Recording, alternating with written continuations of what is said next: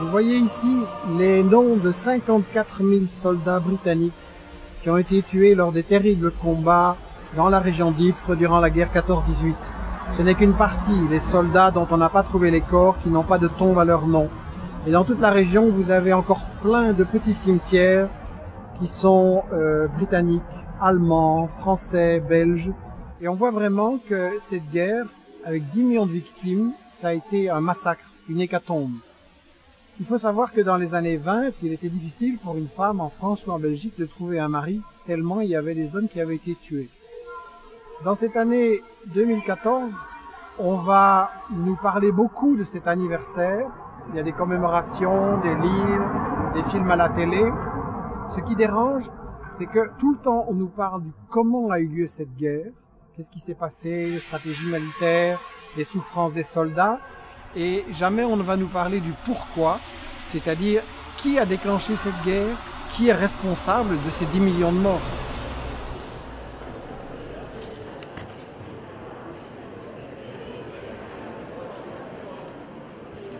On nous annonce maintenant plein de films documentaires et de livres qui vont tout nous dire sur 14-18. On a par exemple les secrets de la Grande Guerre, mais en fait on est dans tous les détails, les événements, les uniformes, la vie quotidienne, etc. Ou alors on est dans la Première Guerre mondiale, les combats, donc la question de la stratégie militaire. Et puis on nous annonce la Grande Guerre sans les clichés, mais quand on voit de quoi il s'agit, fantassins français montant à l'assaut sans casque, suicidaire déclenchement de la bataille par Joffre, entêtement britannique, tout ça c'est dans les détails de la stratégie ou de la vie quotidienne, mais jamais, au-delà des événements, jamais les causes profondes qui permettent de comprendre pourquoi cette guerre a éclaté. Sur la question du pourquoi, il y a des gens qui vraiment répandent du brouillard. Comme l'a écrit à ce sujet François Furet, plus un événement est lourd de conséquences, moins il est possible de le penser à partir de ses causes. Furet est un écrivain, historien très à droite, financé par des grandes fondations des États-Unis et qui raconte n'importe quoi. Ça voudrait dire qu'il est impossible d'expliquer 14-18. Simplement, on peut très bien expliquer 14-18 si on regarde quels sont les intérêts qui sont le moteur des grandes puissances coloniales et impérialistes de l'époque.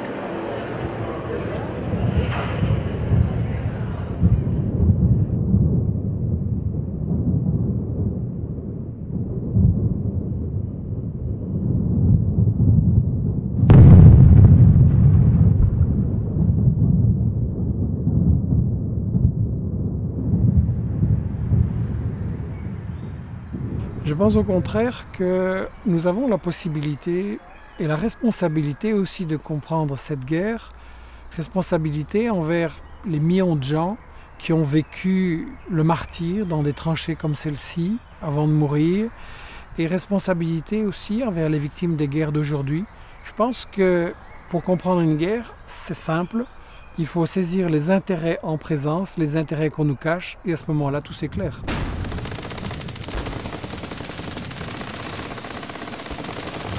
Cette guerre, en fait, elle a deux dimensions.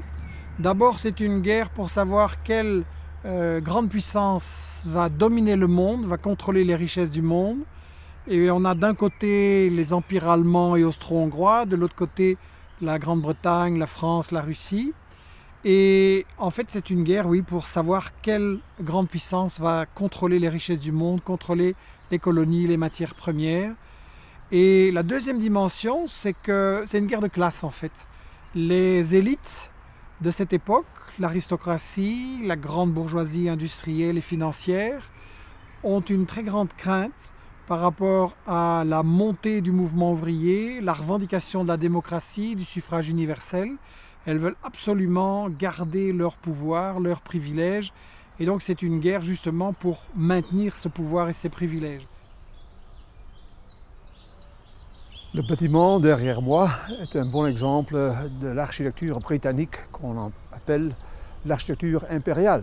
C'est une architecture qui externalise, si vous voulez, l'idée de l'empire, du grand empire britannique du 19e siècle et même du début du 20e siècle, où la Grande-Bretagne était la maîtresse d'un quart du monde, avec des territoires en Afrique, en Inde, et au Canada, un peu partout au monde. Eh bien, un des grands champions de cet impérialisme britannique était un milliardaire très connu, au nom de Cecil Rhodes. Cecil Rhodes avait peur des masses de la population, donc des ouvriers, des paysans en Grande-Bretagne. Il a craint qu'un jour la révolution viendra en Grande-Bretagne, à moins qu'on trouve une solution, à moins qu'on trouve une façon d'empêcher la révolution. Et selon lui, cette solution, c'était l'impérialisme. L'idée d'aller conquérir des terres, des territoires, en Afrique, en Inde, au Pakistan, en Afghanistan peut-être, la Mésopotamie, pourquoi pas, où il y a du pétrole. Et là, on pouvait envoyer les paysans, les ouvriers, le surplus démographique, cette pourriture des banlieues de Manchester, etc. Et là-bas, ils pouvaient aller jouer aux soldats, devenir peut-être un jour caporal ou sergent, et trouver la gloire ou la mort. Tant pis, on s'en débarrasse. C'est une façon de se débarrasser du surplus démographique des plébéiens britanniques, une façon de les occuper, et de, en fait, trouver la solution contre la révolution.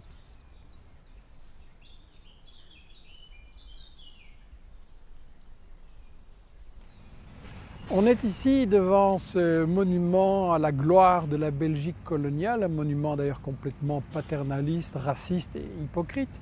Et la question c'est pourquoi parler des colonies quand on parle de 14-18 ?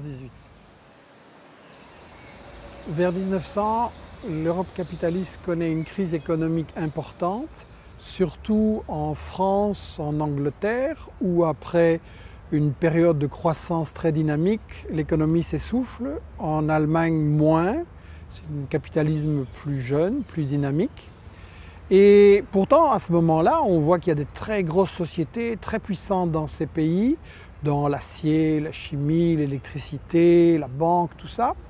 Donc on va se dire pourquoi l'économie est faible? Et bien justement parce que comment ces grosses sociétés ont-elles réussi à construire un véritable monopole, on dirait aujourd'hui des multinationales, en appliquant la règle de base de l'économie capitaliste, c'est-à-dire que les gros poissons bouffent les petits. Mais comment est-ce qu'on devient un monopole?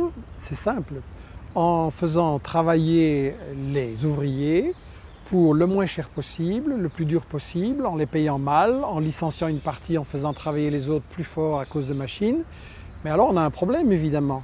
Si on devient un monopole en appauvrissant les travailleurs, avec quoi ils vont acheter? À qui on va vendre? Et donc le paradoxe, c'est que ces sociétés très puissantes du capitalisme industriel européen se retrouvent avec de l'argent dont ils ne savent pas quoi faire, où le placer, puisqu'en Europe ça ne rapporte pas. Alors ces capitaux, les grosses sociétés européennes vont les placer, vont les exporter dans les colonies, dans la chasse aux matières premières. D'abord, ça rapporte des profits énormes parce que les matières, on ne les paye pas, on les vole. Ensuite, la main-d'œuvre aussi, on ne la paye pas. Et donc, c'est un très grand avantage pour les sociétés. Un, ça fait des profits directs. Et deux, on peut ainsi, en contrôlant les matières premières d'une région, empêcher les sociétés des puissances rivales de les utiliser. Donc, on gagne un avantage décisif dans la guerre économique. Et le fleuve Congo, dans ce monument, il montre en fait que c'est par là que sont parties toutes les richesses volées au Congo, à l'Afrique noire, par la Belgique coloniale.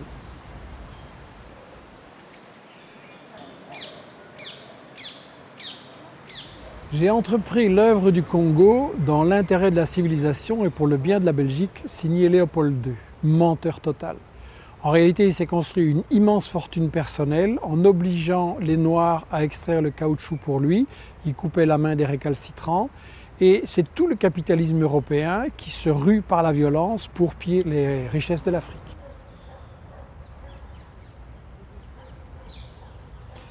Mais si toutes les puissances coloniales se ruent sur l'Afrique, comment est-ce qu'on partage les colonies? Par la violence militaire, par la force des armées. Évidemment, c'est emballé dans une jolie propagande, comme sur ce monument. L'héroïsme militaire belge anéantit l'arabe esclavagiste.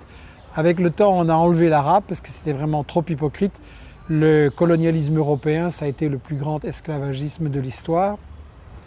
Et le partage des colonies va se faire à la conférence de Berlin en 1885. Toutes les grandes puissances européennes se partagent le gâteau. Bien entendu, on n'a invité aucun Africain. La Grande-Bretagne rafle le gros morceau, près de 5 millions de kilomètres carrés, la France 3,5 millions, l'Allemagne seulement 1 million. Et ça, c'est une cause fondamentale de 14-18, c'est que l'Allemagne, qui maintenant a une économie plus développée, une armée aussi plus développée, eh bien elle dit on va repartager le gâteau, j'ai pas eu assez.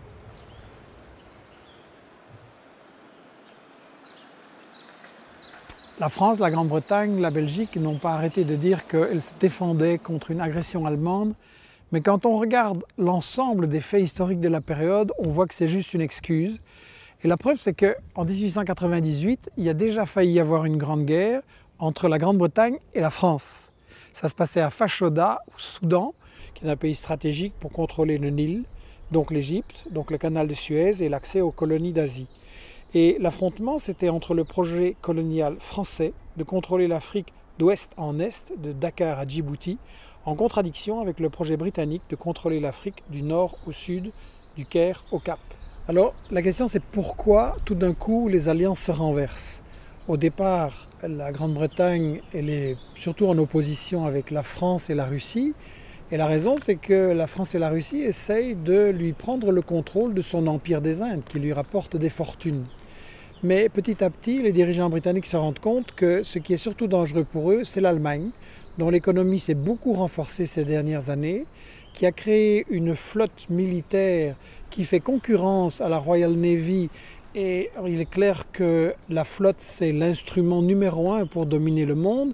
Et donc les dirigeants britanniques sont en train de se dire que finalement c'est l'Allemagne qui est plus dangereuse pour eux et qu'il faut renverser les alliances. D'autant plus que l'Angleterre n'a pas une grande armée, la France suit, la Russie également, et donc la Grande-Bretagne a besoin de ces soldats français comme chair à canon dans le conflit auquel tout le monde se prépare. Alors évidemment il y a l'argument, oui mais c'est l'Allemagne qui a attaqué la première, donc c'est elle qui est responsable de la guerre, mais cet argument il ne tient pas, parce qu'en fait l'amiral Fisher qui commande la Royal Navy écrit en 1905 à Lord Lansdowne, le ministre des Affaires étrangères britannique, qu'il faut attaquer vite l'Allemagne par surprise, attaquer l'Allemagne. Il dit qu'il faut profiter de la crise du Maroc qui vient d'éclater, où la France et l'Allemagne s'opposent pour le contrôle du Maroc. Et ainsi, dit-il, on aura la France comme alliée, on peut attaquer par surprise et en fait prendre le contrôle de la flotte de guerre allemande et du canal de Kiel qui est stratégique. Ça va finalement pas se faire en 1905, il va faire la même proposition en 1911, ça va pas se faire non plus pour des raisons tactiques. Ça montre une chose, c'est que tous ces soldats ici qui sont morts pas parce qu'il y avait une agression et qu'il fallait se défendre, mais sont morts pour savoir laquelle des grandes puissances allait dominer le monde et contrôler ses richesses. Pour la guerre de 14-18, il est évident que chaque camp a des objectifs géostratégiques. Par exemple, la France compte bien récupérer l'Alsace et la Lorraine qu'elle a perdues lors de la guerre franco-prussienne précédente de 1870. Mais on ne va jamais parler de ça, évidemment. On ne va pas dire on va aller mourir pour avoir une colonie, on va aller mourir pour le bassin sidérurgique lorrain. Non, on va mourir pour de belles idées. On va dire que l'autre est un militariste, nous pas, évidemment. On va dire qu'on veut apporter la démocratie au monde, même si la soi-disant démocratie, ce sont nos alliés, le tsar de Russie. Et d'autre part, on a aussi l'idée qu'on va entrer dans la guerre pour beaucoup de pays à l'appel d'un petit peuple qui crie au secours. Et ce petit peuple qui crie au secours, ce sont les Belges à ce moment-là. Et donc, ce sont ces éléments-là qui seront mis en valeur. On meurt pour la liberté, pour la démocratie, contre le militarisme, etc.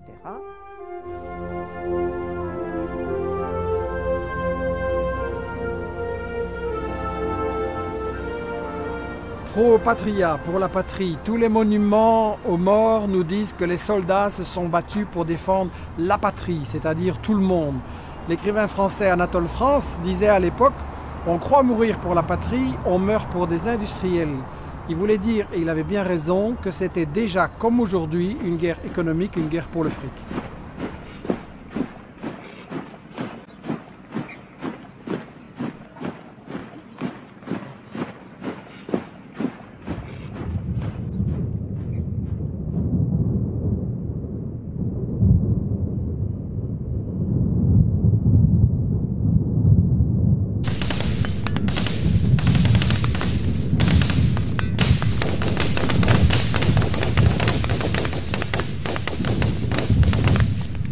Bref, la guerre économique débouche sur la guerre tout court et le tout est emballé dans une propagande sophistiquée pour vendre cette guerre à l'opinion. Parmi les principes de propagande de guerre, il en est un qui est extrêmement important, c'est qu'il faut démoniser l'autre camp, et pas l'ensemble de l'autre camp. Plus personnellement, le chef adverse, le leader adverse doit être démonisé. Alors pendant la Première Guerre mondiale, de notre côté, c'est le Kaiser. C'est donc Guillaume II qui a été démonisé, qui a été considéré comme étant l'origine de tout le conflit. Et donc, contre lui, il y a des caricatures, on chante des chansons disant qu'on va aller lui couper les moustaches, etc. Or, ce personnage, avant la guerre, il était très fréquentable. En fait, il est cousin non seulement avec le tsar de Russie, mais aussi avec le roi d'Angleterre. N'importe quelle guerre est l'occasion d'atrocités. Mais dans la propagande de guerre, on ne va jamais parler des atrocités faites par notre camp, mais des atrocités faites par l'autre camp uniquement. Et on va considérer que c'est une tactique de l'autre camp d'avancer dans le sang et l'horreur, tandis que nos soldats, nous allons les présenter comme des soldats humanitaires, des soldats qui sont aimés par la population civile, qui va les recevoir comme des libérateurs. Et cette image est vraie pour notre camp, est vraie pour l'autre camp évidemment. Et donc, par exemple, les Allemands pendant la guerre de 14 se présentent comme les amis de la population civile. De l'autre côté, les Belges et puis les Alliés en général ont fait courir le bruit que les Allemands coupaient les mains de tous les bébés belges. Ça a joué un rôle important, d'une part, dans la fuite de la population civile. Devant une telle horreur, les gens s'exilent et on va avoir 1 300 000 Belges qui prendront la route de l'exil. Et d'autre part, ça aura un rôle très important dans la propagande alliée. Cette histoire des bébés belges, des atrocités allemandes, va servir vraiment de fonds de commerce pour les propagandistes belges, qui sont notamment socialistes, pensons à Jules Destrée, à Van der Velde, qui vont essayer de rallier à la cause de la guerre les Italiens, et spécialement le Parti socialiste italien, qui était resté pacifiste. Et cette propagande belge et alliée servira aussi pour amener les États-Unis à entrer dans la guerre en protestation contre ces atrocités. Le rôle de l'Église en Belgique a été assez important pour soutenir le patriotisme. C'est-à-dire que si on doit retenir 2 grandes figures du patriotisme en Belgique, il y a le roi Albert et le cardinal Mercier. Et donc il va, à Noël 1914, diffuser une lettre pastorale qui s'appelle « Patriotisme et endurance », dans laquelle il exhorte les Belges à résister à l'Allemagne. Et il prétend aussi que le soldat belge est assuré dans l'au-delà d'avoir le salut et que le Christ lui tresse déjà des couronnes de laurier.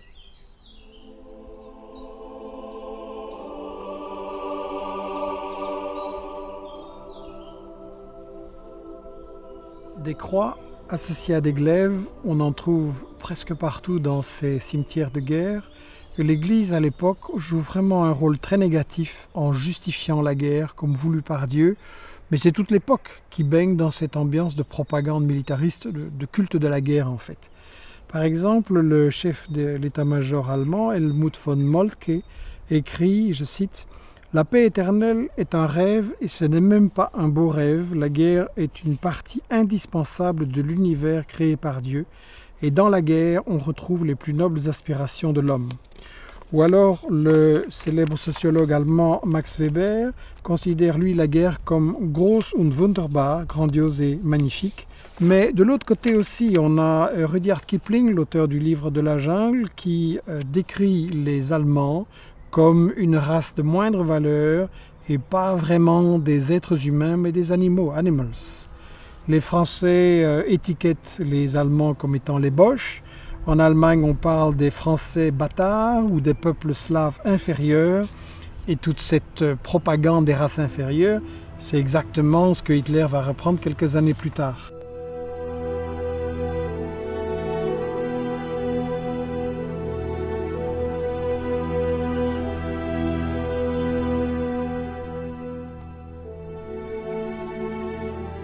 Ça vaut la peine de citer Winston Churchill dans ce contexte ici.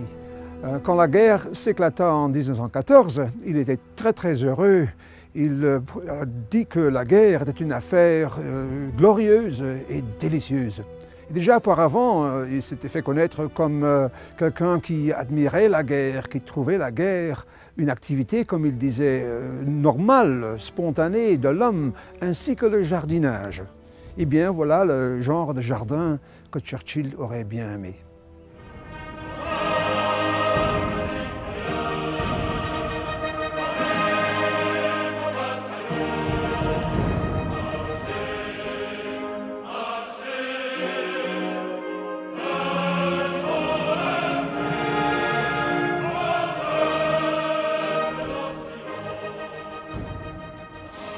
Les généraux français affichent fièrement leur nom sur les monuments des champs de bataille, alors que leur seul exploit, ça a été en fait d'envoyer des milliers et des milliers de soldats à la boucherie, à la mort, et qu'eux-mêmes restaient bien tranquillement à l'abri.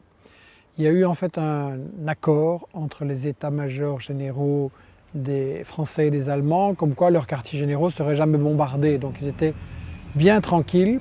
Et tout ça m'a fait penser à cette phrase du grand écrivain, poète français Paul Valéry qui disait à l'époque « La guerre est faite par des gens qui ne se connaissent pas et qui se tuent, au profit de gens qui, eux, se connaissent et ne se font jamais de mal. » Et effectivement, il y avait des accords entre les grands groupes de la sidérurgie, les marchands de canons, français et allemands, pour que la guerre continue le plus longtemps possible parce que ça leur a rapporté des fortunes.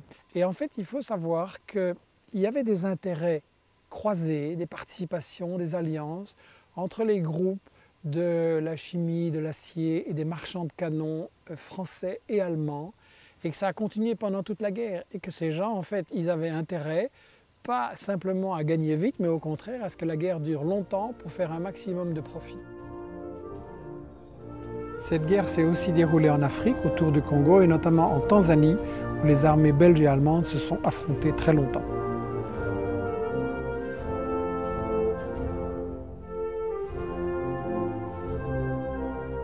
Et il y a les Allemands qui n'avaient presque pas de matières premières dans leur colonie de l'Afrique orientale, tandis que dans le Congo belge, il y avait déjà l'or, le cuivre, le diamant, le cobalt et même l'uranium, et c'est ça ce que les Allemands voulaient. Du côté belge, on était encore dans le raisonnement de Léopold II que c'était toujours mieux d'avoir quelque chose de plus grand, et donc la Belgique s'est donnée, après la victoire, donc le contrôle du Rwanda et Burundi, qui avant étaient sous colonie allemande.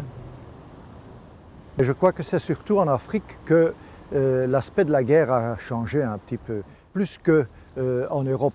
Je veux dire dans le sens qu'avant la guerre était pré-industrielle. C'est-à-dire il y avait les officiers qui combattaient, on ne comptait pas les morts des soldats et celui qui avait pris le drapeau de l'autre, il avait gagné. Tandis que surtout en Afrique, c'était une guerre de logistique. Il y a le général qui commandait la logistique anglaise qui a bien résumé ça. Il a dit dans cette guerre-là, ce n'était pas tellement la stratégie des généraux, mais c'était le management, cette gestion matérielle qui a fait qu'on a eu la victoire. En fait, ce changement a été aussi senti par la Belgique, qu'il fallait des bons administrateurs matériels pour faire la guerre, et ils ont pris pour le front européen deux gens très expérimentés au Congo, c'est-à-dire Tess, qui avait construit le premier chemin de fer au Congo, qui est devenu général, et puis Ampin, qui avait construit l'autre grand chemin de fer au Congo, et lui aussi, il est devenu général. Donc on avait compris qu'il fallait plus que des plans stratégiques, il fallait des gens qui savaient déplacer des gens et surtout déplacer du matériel et tout ça. Les batailles étaient très dures pour les soldats, mais on oublie toujours que les soldats étaient accompagnés de leurs femmes, la majorité quand même, et que les femmes touchaient demi-solde. Donc en fait, ils étaient aussi enrôlés dans l'armée coloniale, parce que c'est eux qui devaient faire à manger, à faire la lessive et tout ça. Et puis encore un élément peut-être plus important que ça, ce sont les porteurs, parce qu'il y a eu ces 300 000 porteurs qui ont fait que la Belgique a su déplacer ses troupes et surtout son matériel beaucoup plus vite que les Allemands attendaient. Donc ces porteurs ont joué un rôle essentiel et c'est eux aussi qui ont été les plus grandes victimes de la guerre, je veux dire en mort. C'était en novembre 1917 que les troupes britanniques, qui incluent des Canadiens, des Néo-Zélandais, des Australiens, ont dû attaquer de la vallée derrière, là-bas, vers Ypres, et ont dû attaquer les lignes allemandes sur la hauteur, la colline si vous voulez, où se trouve le fameux village de Passchendaele. Et en attaquant dans la direction de Passchendaele, des dizaines de milliers de soldats ont été tués, fauchés par les mitrailleuses allemandes installées dans des bunkers qu'on voit là-bas, où il y avait des soldats bien entraînés, qui étaient armés jusqu'aux dents et qui avaient de grandes mitrailleuses. Ils ont fauché les soldats qui n'avaient aucune protection. Ils sont tombés par des milliers et vous voyez les résultats. Le plus grand cimetière britannique au monde, Tyne-Cot, à Passchendaele.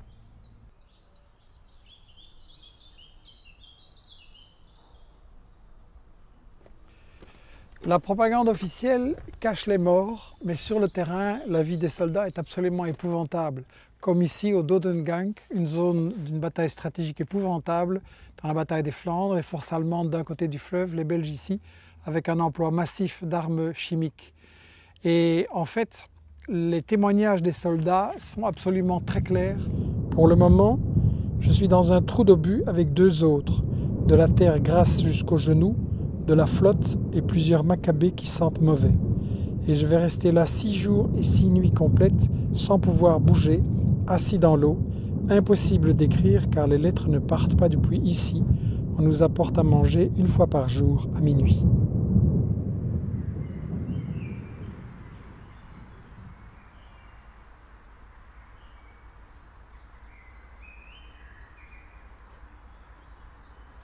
Je trouve cette plaque française toute récente qui parle de soldats français morts pour la défense de la liberté, je trouve ça un scandale de reproduire encore aujourd'hui les médias mensonges de l'époque prétendant que c'était une guerre pour la démocratie, pour la défense de la liberté contre la dictature, etc. En réalité, les soldats français qui sont morts ici au mont Kemmel, c'était des ouvriers, c'était des paysans et ils n'avaient absolument rien à dire dans la France de l'époque parce qu'il n'y avait pas de démocratie, ils n'avaient pas le droit de vote. Une dizaine d'années plus tôt, il y a eu des très grandes grèves ouvrières parce que la misère, l'exploitation était terrible. Elles ont été réprimées par celui qui a dirigé la guerre, Clémenceau. Il était d'abord ministre de l'Intérieur, il a réprimé les grèves de façon terrible. Avant la Première Guerre mondiale, l'élite européenne avait peur des masses populaires. Surtout que les masses populaires, c'était bien organisé en des partis socialistes, ils avaient des syndicats, parler de révolution, ça faisait peur. Ils étaient des internationalistes. Ils avaient suivi le conseil de Karl Marx, prolétaires de tous les pays, unissez-vous. Alors, pour combattre ce danger de l'internationalisme, l'élite européenne a propagé, a encouragé le nationalisme. Et tragiquement, cela a causé des problèmes au sein même du mouvement ouvrier et des socialistes européens qui ont commencé petit à petit à devenir des nationalistes. Et en 1914, la grande tragédie était qu'ils sont partis pour défendre la patrie et non pas les intérêts de leur classe. Parce que leurs dirigeants leur ont dit: c'est vrai, il faut défendre la patrie, alors il faut faire la guerre contre nos camarades de l'autre côté, français contre allemands, britanniques contre allemands, etc. Et les résultats, c'était l'inverse de ce que Marx a dit. Les prolétaires du monde se sont entretués. Ils sont entretués ici, sur le champ de bataille de la Première Guerre mondiale. Et nous sommes ici à Langemark, où il y a un cimetière allemand, où reposent dans une seule fosse commune 25 000 Allemands, venus de partout en Allemagne, surtout des paysans, des ouvriers, dont les noms se trouvent inscrits ici, 25 000 morts dans une seule fosse commune, à Langemark.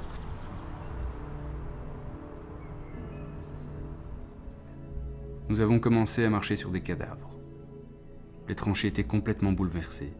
Là, il y avait une baïonnette qui sortait de terre. À côté, il y avait une main. Plus loin, c'était un pied et une tête. Des cadavres déformés, hachés. Un spectacle épouvantable s'offrait à la vue.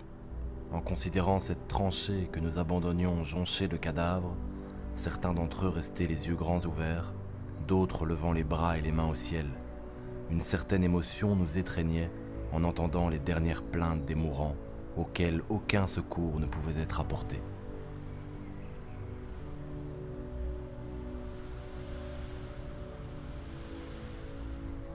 C'est dramatique de voir que les dirigeants du mouvement ouvrier socialiste, au lieu de continuer à défendre la solidarité internationale, appellent à s'entretuer. Le dirigeant du parti ouvrier belge Van der Velde à l'époque, du parti socialiste donc, dit que cette guerre, il faut la soutenir, il faut la mener parce que c'est une guerre pour le droit, pour la liberté, pour la civilisation. Il faut bien voir que s'il n'y avait pas eu cette trahison de la toute grande majorité, il y a eu une petite minorité, mais cette trahison de la toute grande majorité des partis ouvriers socialistes qui ont cessé de défendre les intérêts des travailleurs, s'il n'y avait pas eu cette trahison, la guerre n'aurait pas été possible, ou elle n'aurait pas duré très longtemps, parce qu'il y a eu des mutineries spontanées, mais l'idée de la solidarité entre les soldats et entre les peuples, elle a été complètement abandonnée. Tu vas dire que je n'ai pas beaucoup le caractère militaire, mais c'est honteux de voir ce que l'on voit ici tous les jours. Les camarades tombés sur la plaine, le ventre au soleil, et c'est une infection que nous respirons. J'aurais bientôt autre chose à te dire, mais je risque la prison. Et en effet, les mutineries et les révoltes vont être de plus en plus nombreuses. Les soldats sont partis en général la fleur au fusil en chantant, victimes de cette propagande de guerre, mais très vite sur le terrain, évidemment, ils ont vu que ce n'était pas du tout ça, la réalité, que la guerre était horrible, que leurs officiers les traitaient comme de la chair à canon, n'avaient aucun respect pour leur vie. Cette offensive fut terrible et mal préparée. Rien n'avait été tenu au secret et manque de préparation notable. Les troupes montées au chant de notre hymne national redescendaient des lignes hurlant l'Internationale.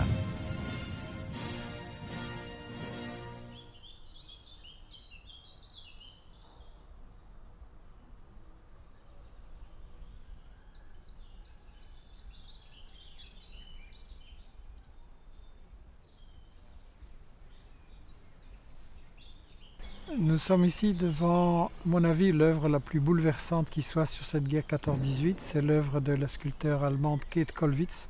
Elle s'est représentée elle-même et son mari en train de pleurer leur fils, Peter, un soldat allemand qui est mort pas loin d'ici. Et cette œuvre, elle nous fait comprendre la souffrance de millions de parents qui ont été obligés d'enterrer leur enfant. Les Allemands commencèrent le bombardement de la ville. Nous sommes obligés de quitter la caserne précipitamment.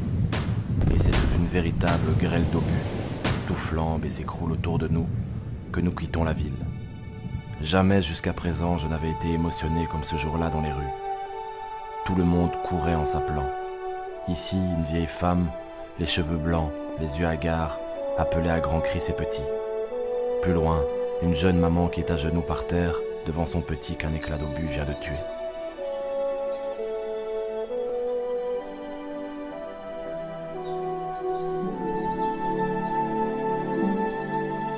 Finalement, qu'est-ce qui est important pour nous aujourd'hui de retenir de 14-18 ? Qu'on a eu cette montagne de souffrance, cette montagne de victimes, des millions de parents en souffrance, pour le fric.